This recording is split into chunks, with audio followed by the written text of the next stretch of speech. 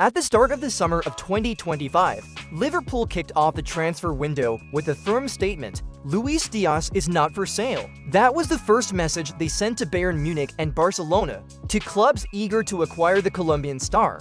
Liverpool's message was clear: if you want Díaz, prepare a substantial amount of money because they are in no rush and have plenty of backup options. This initial stance allowed Liverpool to maintain control, calmly observing the market while assessing the spending power of each suitor. In reality, Liverpool had prepared meticulously in advance, as early as June, before the Luis Díaz saga heated up. They finalized a deal for Florian Wirtz from Leverkusen for a record-breaking fee exceeding £100 million. This was their first strategic move. Florian Wirtz doesn't exactly play the same position as Díaz, but brings flexibility to the system and exceptional creativity. With Wirtz's arrival, Liverpool immediately reduced their tactical reliance on Díaz. This was a strong signal to Bayern and Barcelona. Trying to lowball Liverpool was unthinkable.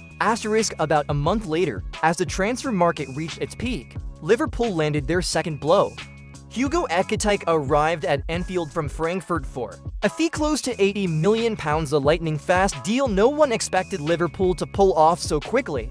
Ekitike is a versatile forward capable of playing as a centre-forward or on either wing, ensuring a quality option should Luis Díaz depart. At this point, Liverpool had complete control of the game, knowing that the longer Bayern and Barcelona hesitated, the more difficult their position would become.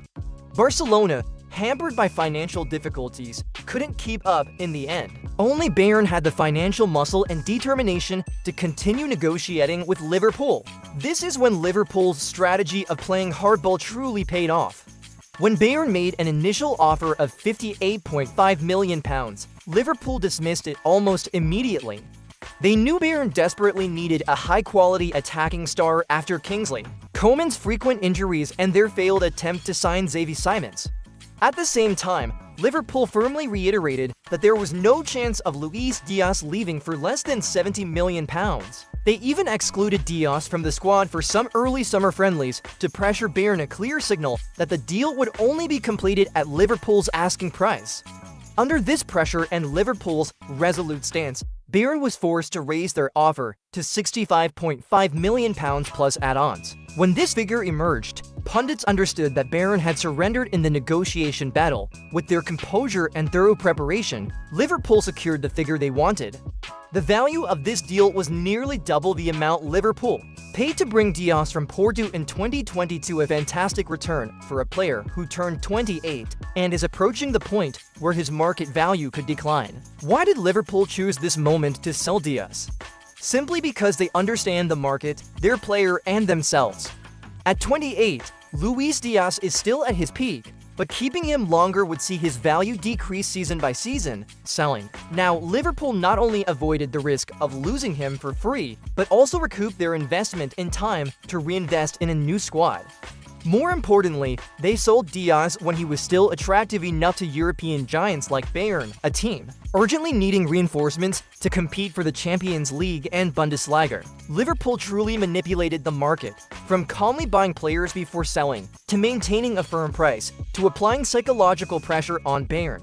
Every move they made this summer was calculated and methodical. The way they coolly rejected initial offers, steadfastly held the upper hand, and then unveiled the Ekitike deal at the precise moment Bayern felt most cornered, demonstrated their transfer market management at an elite level. This wasn't the first time Liverpool pulled this off, but the way they handled Luis Díaz's sale is undoubtedly the perfect example of their mastery. Of course, Bayern Munich didn't come out too badly. They still secured the star they wanted, albeit at a higher price than anticipated. But what stands out most in this transfer is Liverpool's cunning, composure, and almost frightening intelligence. In an era where every club could get swept up in the whirlwind of modern football's transfer madness, Liverpool once again proved they are the ones controlling the game on their terms. The pinnacle of Liverpool's preparation, strategy, and composure in this summer's transfer window revolves around two names: Hugo Ekitike and Alexander Isak. They may seem like separate deals, but in reality,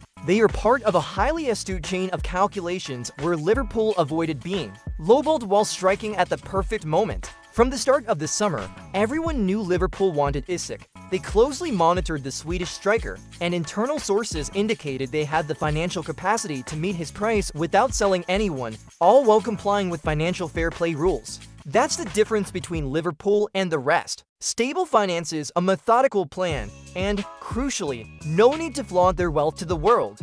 But precisely because of this, if Liverpool had bid for Isak at that point, Arsenal would have jumped in, and a bidding war between two of England's top clubs would have pushed Isak's price beyond their threshold. Arsenal were still hesitating between multiple options, including Isak, Gyökeres, and Benjamin Zeko. But if Liverpool had openly pursued Isak, Arteta wouldn't have hesitated to join the race. That's certain, as Arteta himself had expressed admiration for Isak since his Real Sociedad days. So it's highly likely that Liverpool and Isak had a tacit agreement, nothing public, nothing for the press to scrutinize, but enough to keep him quiet while Liverpool bided their time. And, as planned, after Arsenal announced the Victor Gyökeres deal, effectively withdrawing from the Isak negotiations, Isak finally spoke about the possibility of leaving Newcastle. Not earlier, not when the market was hot, but precisely when. Liverpool were the only ones left in the race. This was an almost clairvoyant market read by both the player and the club. Newcastle could no longer create a competitive bidding environment to inflate the price. They couldn't say, Arsenal are also in for him, so raise your offer, because no one else was there to haggle. Isak had only one path, stay or go to Liverpool, with the balance tipping entirely in favor of the Anfield side. Even more brilliantly, Liverpool handled Newcastle's attempt to demand up to £150 million for Isak as soon as they sensed resistance. Liverpool played a diversionary tactic by swiftly securing Hugo Ekitike from Frankfurt for around £79 million. No one understood why Liverpool would buy another striker while still chasing Isak, but in reality, it was a way to ensure Newcastle had no leverage to inflate the price. With Ekitike's arrival, the striker market lost one slot. From thinking Liverpool were their only potential bidder, Newcastle now faced the risk of no one buying if they demanded too much. This forced them to negotiate more reasonably. When Liverpool secured their target price for Isak around £120 to £130 million, they activated the next step, selling Luis Díaz to Bayern Munich to clear space and raise funds. Everything was prepared not in a single day, but through small, calculated steps, each choice shrewdly paving the way for them to act without being constrained by anyone. That's the beauty of it. No need to fight, no need for noise. Liverpool still cleared the path to sign one of Europe's best number 9s. It's not Frimpong, not Florian Wirtz, or even Ekitike, nor entirely Slot, who's been widely praised in the press.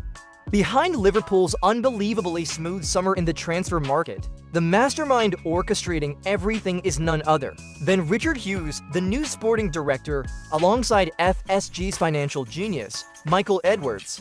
The duo paved the way for a transfer window that was both big spending, rational, compliant with regulations, and, above all, avoided being dragged into bidding wars. Since his appointment in early 2025, Hughes and his team laid out a clear strategy: only buy players who fit, and buy at the right moment to avoid being overcharged. Florian Wirtz is a prime example. No fuss, no bidding war, no theatrics. Liverpool approached the player's family and presented a concrete sporting project. They knew Bayern would be cautious due to unstable finances, Manchester City were uncertain about retaining Pep, and Real Madrid were distracted by too many targets. All could have intervened, but before they could act, Liverpool had already sealed the deal. Then came Ekitike, a deal that seemed surprising but was calculated in advance.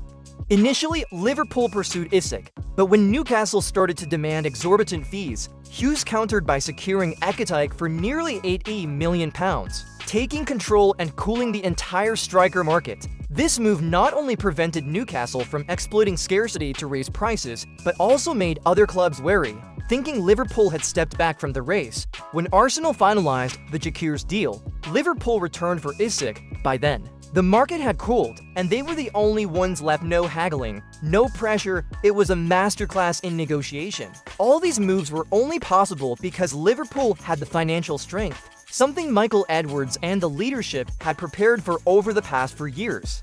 They accumulated cash kept spending low, controlled wages expanded, and failed to boost home revenue, and crucially, avoided the panic buying spree of clubs like Chelsea or Manchester United. When it was time to spend, they didn't do so recklessly but like investors with a plan. Now, with the ability to still spend on Isak or even Rodrigo, Liverpool aren't worried about financial fair play. They have money, cash flow, and installment payment plans. But more importantly, they have a brain that knows where to draw the line. No need to become Galacticos, no need for an excessive roster of stars, just the right player, at the right time, at the right price. And Hughes is doing exactly that, step by step. Together with Slot, they are turning this summer into perhaps the most beautiful in Liverpool's history, provided all the signings they've brought in shine in the upcoming season.